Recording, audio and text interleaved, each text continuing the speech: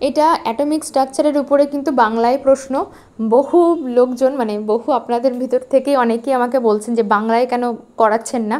তো ভাষা তো কখনো এইভাবে শেখার অন্তরায় হতে পারে না। ঠিক আছে, এখানে বাংলায় কিছু 15টা প্রশ্ন দেওয়া থাকলো, এর আগেও 10টা প্রশ্ন কিন্তু দেওয়া রয়েছে, একটু অ্যাডভান্স এগুলো।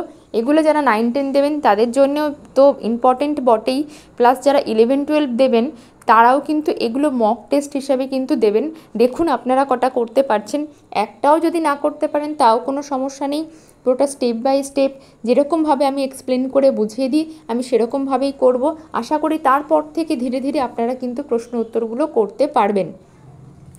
আর একটা জিনিস যেটা বলা সেটা হচ্ছে যেহেতু সময়টা ভীষণ কম, জাম্প করে করে কিন্তু করা যাবে না। মানে যে টপিকটা যখন পড়ছেন তখন সেই টপিকটাকে শেষ করে নিয়ে তারপরে অন্য টপিকে মুভ করতে হবে, নইলে সব টপিক একসঙ্গে কিন্তু সম্ভব নয়।